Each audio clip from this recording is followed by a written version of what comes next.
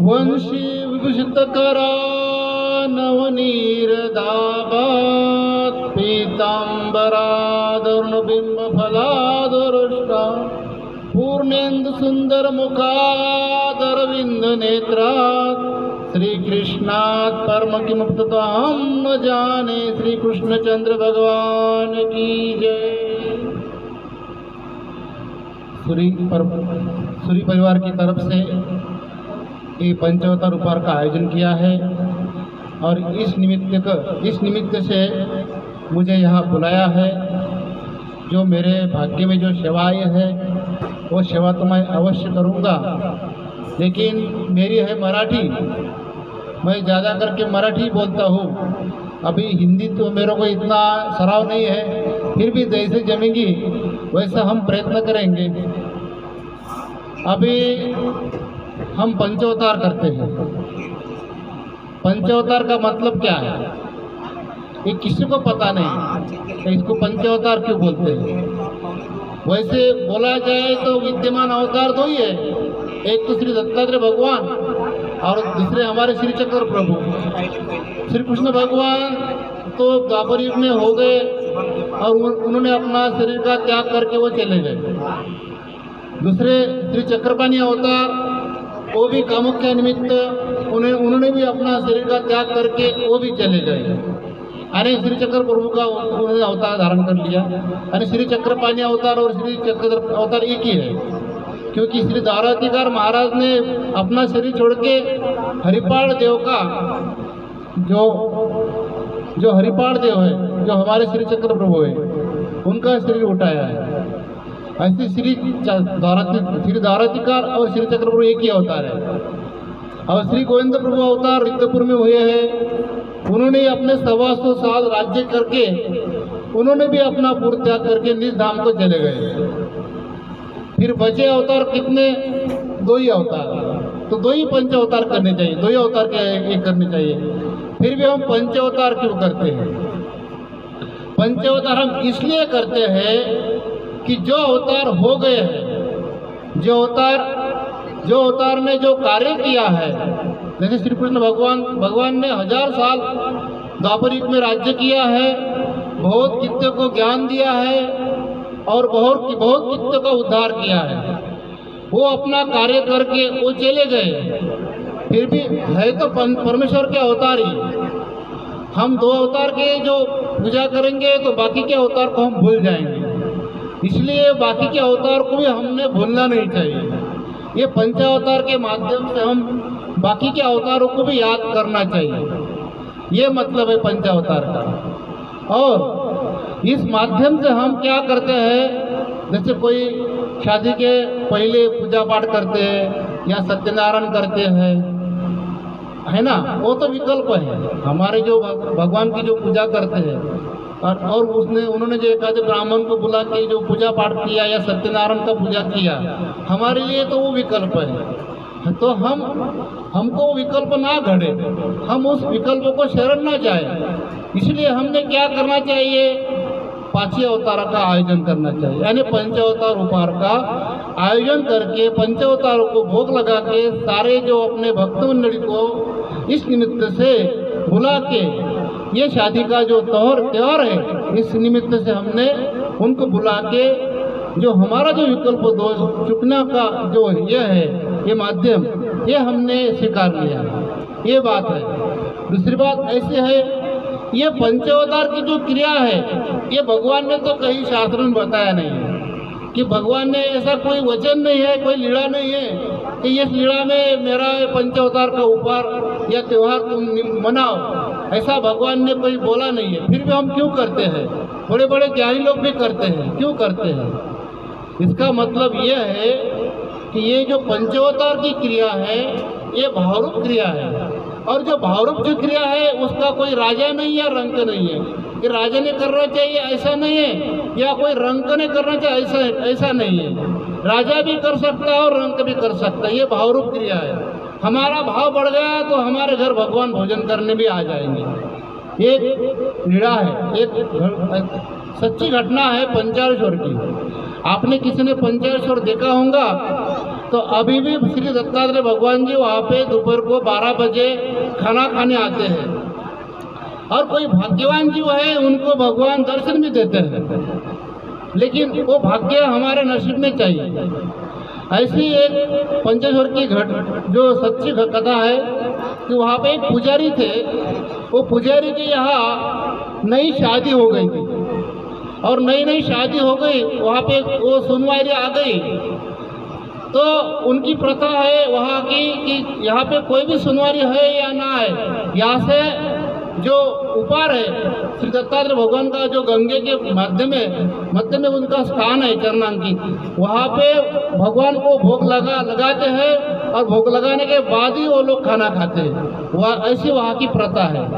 तो जब उनके लड़के की शादी हो गई, वहाँ पे जो सुनवाई आ गई, उसने सासू माँ ने बोला, भाई अभी तू जा, श्री दत्तात्रेय भगवान जी आते हैं दोपहर को, उनको भोग लगा और तू भोग लगा के जल्दी से चली आ।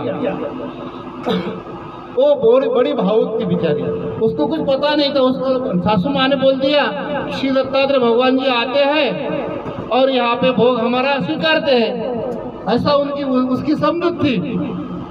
तो उन्होंने क्या किया, अपना जो घर का जो बना जो वचन था वो सब अपने ताट में भर लिया और ताट को ढक दिया। और पंचाक्षर का जो बीच में का जो मंदिर है भगवान जी का, 12 बजे से पहले वो वहाँ पे पहुँच गई। वहाँ पे 11:30 बजे से आरती चालू हो जाती है, आधा घंटा वहाँ की आरती चलती है। वो आरती विरती हो गई, उन्होंने भोग लगा दिया वहाँ पे, वो अपना घाटी स्मरण करके बैठ गई। सारे लोगों ने अपना अपना ऊपर वहाँ पे दिखाया, अपना अपना ऊपर लेके चल रहे। फिर बाद में ये वहाँ पे पहुँची तो इन्होंने अपना ताट खोला, तो उसमें अपना जो अन्न था, जो उपहार लाया था भोग चढ़ाने के लिए भगवान को, वो वैसा ही था। वो बड़ी दुखी हो गई, मैं कितनी करंटी हूँ, मैं कितने अपराधी हूँ कि सारे लोगों का उपहार भगवान जी ने स्वीकार कर लिया और मेरा ऐसा ही रख दिया। और सासू माँ भी बोलते हैं भगवान को भोग चढ़ा के आना, और सासू माँ ने ही बोला है कि भगवान को भोग चढ़ा के तो आना। ऐसे बहुत सोच में पड़ गई, बहुत विचार में पड़ गई, और वो दुख कर रही है, उसके अपने आंखों से आंसू बह रहे। भगवान जी ने मेरा उपहार नहीं लिया, भगवान जी मेरे पे उदास है, भगवान जी मेरे पे नाराज है, बहुत दुख कर रहे, बहुत दुख कर रहे। सारे का उपहार ले लिया, सासू माँ का उपहार आज तक ले लिया, और आज मैं पहली बार यहाँ पे आई और सासू माँ ने मेरे को भेजा और मेरा उपहार भगवान जी नहीं स्वीकार रहे। मैं कितनी करंटी हूँ कि मैंने भगवान को उपहार लाया, सारों का ले लिया, लेकिन मेरा भगवान स्वीकार नहीं रहे। बहुत दुख कर रही है, रो रही है, वहाँ पे भगवान का नाम ले रही है। ऐसे करते करते वहाँ पे चमत्कार हो गया, वहाँ पे चमत्कार हो गया। वो जो भगवान जी का जो स्थान है, वो स्थान से बहुत सुंदर ऐसे भगवान की जो श्रीकर है वो स्थान में से निकल रहे हैं, और उनका जो उपहार है वो भगवान जी एक एक करके वो स्थान में ले रहे हैं, खा रहे हैं। उन्होंने पूरा देखा हो, उन्होंने अपना भगवान का जो उपहार है, भगवान मेरा पूरा स्वीकार ले, वो पूरा उसका जो ताट है वो पूरा भगवान ने स्वीकार लिया। तब उसको बहुत प्रसन्न लगा, बहुत सुखी हो गई, और उसने अपना उपहार लेके अपने घर में आ गई। घर में आ गई, अपना ताट रख दिया। तो सासू ने देखा, अरे ये ताट खाली कैसे हो गया? तो बोली भगवान ने ले लिया। तू झूठी है, तू मक्कार है, भगवान कैसे? तो कह आज तक भगवान नहीं लिया, और तेरा कैसे ले लिया? इतनी भाग्यवान है कि तू तेरा भगवान ने ले लिया, तूने खा लिया होगा या किसी को दे दिया होगा। इधर सासू माँ अच्छी, उनको बहुत डांट रही है, वो परेशान हो गई। जब तक भगवान ने मेरा उपहार नहीं लिया वहाँ पे मेरे को दुख हो गया, और इधर भगवान ने वो मेरा उपहार ले लिया, इधर सासू माँ मेरे को डांट रही है। ये कैसे दिन आ गए मेरे पे, बहुत दुख कर रही है। सासू माँ चिढ़ रही है उस पर। फिर उसका सासरा आ गया, उसको वो भी डांट रहा है, उसका पति आ गया, वो भी डांट रहा है, अरे आज तक तो भगवान ने हमारा उपहार नहीं लिया और तेरा कैसे ले लिया? तीनों डांट रहे, बहुत दुखी हो गई, बहुत दुखी हो गई। फिर दुख कर रही है, भगवान नहीं स्वीकारते तो अच्छा होता। मेरे को बोला कि सासू माँ का उपहार भगवान जी रोज लेते हैं और मेरा नहीं लिया, मेरे को ऐसा लगा है, लेकिन इधर उल्टा ही हो गया। फिर दुख करके वो रात को सो गई। उन्होंने सारे ने डांट लिया और सारे सो गए। फिर रात में क्या हुआ, सारे के सपनों में भगवान जी आ गए नृसिंह का रूप लेके, और उनको यमदूत या नृसिंह का रूप लेके आ गए और तीनों को अपने सपनों में पटक रहे भगवान जी। वो बड़ी भाग्यशाली है, उनका ऊपर हमने ले लिया तो उन पे शक करिए आप। वो बड़ी भाग्यवान है, वो हमारी प्रिय भक्त है और उनका ऊपर हमने ले लिया, स्वीकार लिया, और ऊपर से आप उनको डांट रहे हैं। तीनों को सपने भगवान पटक रहे हैं, तीनों को एक साथ सपना गिर गया। परेशान हो गए रात भर। सुबह निकल गए, सुबह उठ गए। उठने के बाद उसकी सासू बोलती है लड़के को, बेटा मेरे को ऐसा सपना गिरा, भगवान जी सपने में आ रहे हैं और इसका ऊपर हमने स्वीकार लिया है और पटक रहे हैं हमको। लड़का बोल रहा है मेरे को भी ऐसा सपना गिर गया। फिर सासरा आ गया उसका पति, लड़के का बाप, वो बोल रहा है अरे ऐसा सपना मेरे को ही गिर गया। वो तीनों ही एक साथ अपना सपना बता रहे। फिर वो बोल रहे कि ये अपनी जो सुनवाई रही है ये बहुत भाग्यवान है। वो तीनों ने कान पकड़ के उनको माफ़ी मांग ली, भाई हम ही गलत थे, हम ही अपराधी थे कि जो आप पर हमने शक किया। आप भगवान के बहुत नजीक हो, आपका भगवान ने उपहार स्वीकार लिया है, बहुत आप भगवान के प्यारे हैं। ऐसा करके वो सारों ने भगवान से उनसे माफ़ी मांग ली और वो तो उन्होंने माफ़ कर दिया उनको। बात ऐसी है, ये है भावरूप क्रिया। अपना भाव ऐसा रहे तो भगवान खुद हमारे यहाँ पे आके ही हमारा उपहार स्वीकार लेंगे। लेकिन यह है भावरूप क्रिया, जिसका जितना भाव बढ़े उतना भगवान उसको नजीक आ जाए। इसलिए भगवान ने शास्त्र में नहीं बोला है, लेकिन भाव को कोई राजा नहीं या रंक नहीं है। हम जो कर रहे हैं हमारी भावरूप क्रिया है। ना जाने हमारा भाव बढ़ जाए और भगवान हमारे यहाँ आ जाए, बड़ी भाग्य की बात हो जाए। ऐसा भी हो सकता है, जैसा वो सुनका उसका भाव बढ़ गया और भगवान ने उसका उपहार स्वीकार लिया, ऐसा भी हो सकता है। इसीलिए हम जो पंचावतार करते हैं, हमारा लक्ष्य यही रहता है कि भगवान जी हमारे घर आ जाए और हमारा उपहार स्वीकार करे और हमको ये सारे नरकों से, यातना से हमको मुक्त करे। और दूसरी बात, जो भगवान का ज्ञान है, जो भगवान जी जो ज्ञान दिया है हमको, ये भगवान का ज्ञान सारे भारत में या सारे राज्यों में ये ज्ञान सा कोई ज्ञान नहीं है। बहुत सारे ज्ञान है, 4 वेद है, 18 पुराण है, बाइबल है, जैन लोगों का है, सारे बहुत सारे शास्त्रों में लिखा है। लेकिन भगवान का जो ज्ञान है, भगवान ने बोला है गीता में, नहीं ज्ञानम सदृशम पवित्र में विद्यते। मेरा जो ज्ञान है, मेरे ज्ञान जैसा पवित्र कुछ भी नहीं है, सबसे पवित्र मेरा ज्ञान है। क्यों? जिसको मेरा ज्ञान हो जाए वो संसार छोड़ सकता है। बाकी के जो सारे जितने ज्ञान होंगे संसारों में, वो ज्ञान होने के बाद भी संसार नहीं छोड़ते। संसार छोड़ते लेकिन मोह नहीं छोड़ते, मोह छोड़ते लेकिन कंचन यानी पैसा नहीं छोड़ते। लेकिन भगवान का ज्ञान ऐसा है, वो होने के बाद उसकी आकांक्षा, इच्छा, अपेक्षा, ममता, मोह, माया सब छोड़ के वो परे हो जाता है। ऐसा ये भगवान का ज्ञान है। और वो ज्ञान में जो बोली है भक्ति, वो भक्ति जो हमने जो स्वीकार कर ली, तो हमारा इस जन्म से, इस संसार से उद्धार निश्चित है। लेकिन वो भक्ति कैसी करनी चाहिए, मैं आपको शॉर्टकट में बताता हूँ कि भगवान की भक्ति हमने कैसी करनी चाहिए, वो भी ज्ञानपूर्वक। अनुकूल से संकल्प, प्रातिकूल से वर्जनम, रक्षिति विश्वासो, गोत्रत्व वर्णम तथा आत्मनिक्षेप कार्पण्य, षड्विध शरणागति। ये 6 लक्षण है भगवान की भक्ति के। ये 6 लक्षणों से हम भक्ति करें तो हम ये संसार भी तर सकते हैं, ये दुखों में से बाहर निकल सकते हैं। अनुकूल से संकल्प यानी क्या? अनुकूल संकल्प यानी भगवान हम पर प्रसन्न रहे और भगवान की कृपा दृष्टि हम पर सदा बनी रहे। इसलिए क्या करना चाहिए? अनुकूल से संकल्प यानी भगवान प्रसन्न रहने के लिए हमने क्या करना चाहिए? भगवान का स्मरण करना चाहिए, पहली बात। दूसरा, भगवान का जो शास्त्रों में जो है भगवान का स्तुति है, उसका पठ पारायण करना चाहिए। पठ पारायण से या स्मरण से भगवान प्रसन्न होते हैं। तीसरी बात, भगवान के जो चरणांकित स्थान है, जैसे भंडारा में है, जैसे डाकराम शुक्ल में है, ये भगवान के श्री चरणांकित स्थान है। इनका हमने कहीं ना कहीं वर्ष में, साल में, 6 महीने में हमने नमस्कार करने जाना चाहिए। इससे क्या होता है, भगवान की कृपा, भगवान की प्रसन्नता हम पे बनी रहती है। ये अनुकृत संकल्प। और दूसरी बात, भगवान के जो मार्ग है जहाँ साधु संत रहते हैं वहाँ पे साल में एक बार क्या हो ना, हमने अन्नदान की क्रिया करनी चाहिए, क्योंकि अन्नदान का महत्व बहुत बड़ा है। अन्नदान सबसे श्रेष्ठ है, लेकिन अन्नदान कहाँ करना चाहिए? जो भगवान के ज्ञानी है, साधु संत है, वहाँ करना चाहिए। वहाँ पे अन्नदान किया, इधर 1000 लोग खाना तुम खिलाएंगे तो वो एक साधु को तुम खिलाएंगे तो भी तुम्हारी पात्रता कम नहीं हो सकती। इतनी पात्रता एक साधु की है। वो ये क्रिया करने से भगवान प्रसन्न होते हैं। अनुकूल से संकल्प। और भगवान उदास किस कारण होते हैं?